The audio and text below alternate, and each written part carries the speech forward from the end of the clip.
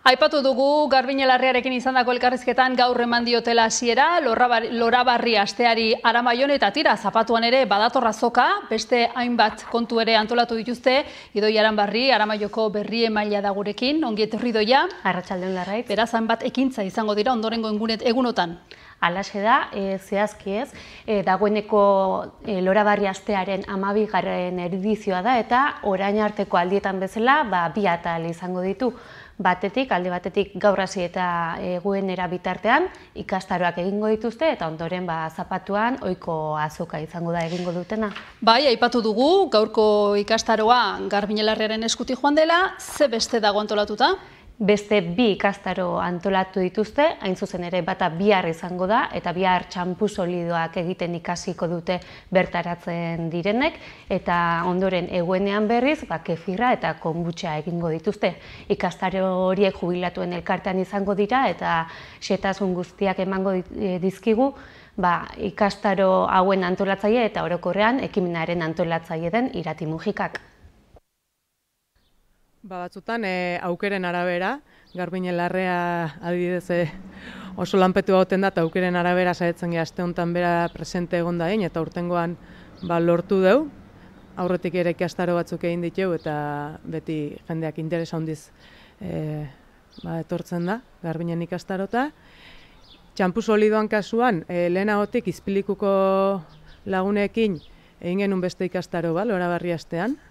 Labadorako jaboia eta lavagilaseko hautsa egiten ikasi genuen, eta oraingoan beste gauza bat, egunerokoan etxean erabiltzen deuna, eta norberak egiteko aukera dagoena etxean bertan.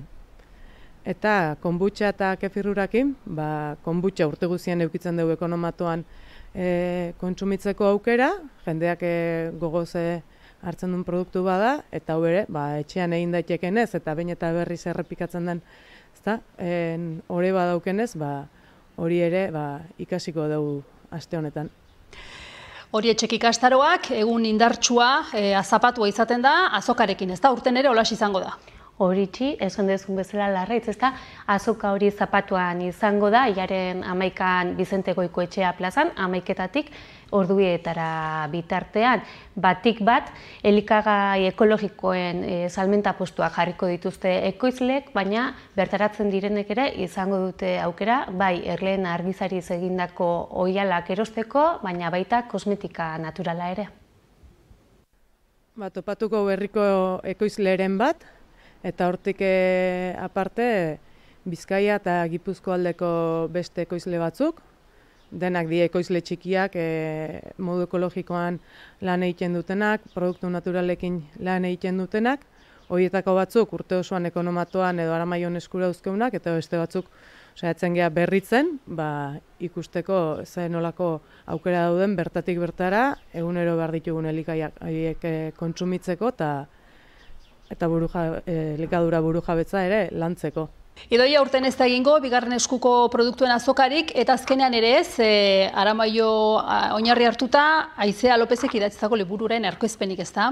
Halaxe da, Larraitz, azkenean atzeratu eginda Aizea Lopezen liburuaren aurkezpena gogora dezagun ez da. Zeuk esan duzun bezala, Aliantza de Sangre liburua idatzi zuen idazle Sopelarrak eta zapatu honetan zen aurkeztekoa liburu hori Sastina ermitan. Baina azkenean atzeratu egin behar izan du arrazoi pertsonalengatik eta aurreratu digunez urrian egingo du aurkezpena, hain zuzen ere jubilatuen eguneko azokan bertan. Hori bai, azokan bertan txokoa izango duena Amilubi proiektua izango da. Lorabarri azokakin batea da urten Amilubiko jaia, eta oantxe maiatza bukaera arte lan handi egiten nahi die proiektua finantziatzeko dirubilketa bat egiten, eta hemendik ere ekarpena egitea pentsatu dugu. Aurrez Aramailur Kontsumo Elkarteak egin du diru ekarpen bat Amilubirako, eta azoka aprobetxatuko dugu, herritarrek ere informazio eduki eta proiektua ezagutu dezaten, eta bertan diru ekarpenak jasotzeko.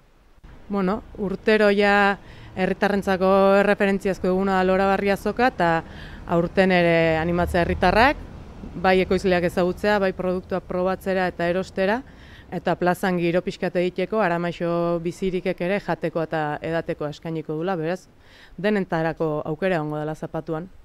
Denetarako aukera egongo da, diru ekarpenak egiteko aukera ere bai, 12. edizioa da aurtengoa, zer helbururekin sortu zen, Idoia? Nik uste dut honena, Irati Mujikak bera azaltzea dela. 2012ko udazkenean ekonomato martxan jarri genuen, eta hurrengo udaberrian jakin genion aste hau antolatzeari. Ekonomatoan egiten zena pixkat igual kanpora ateratzeko, herrira zabaltzeko orokorrean, eta elikadura lotutako gaiez aparte, beste gai batzuk lantzeko helburuakin. Izan leikela ingurumena, norberak etxean sortu ditzazken beste lako baliabide batzuk, eta kontsumo ohituren inguruan kontzientziatzeko. Gonbidapen eginda dago Idoia, nahi duenak parte hartzeko aukera dauka zalantzarik gabe, mila esker eta hurrengora arte. Zuri Larraitz.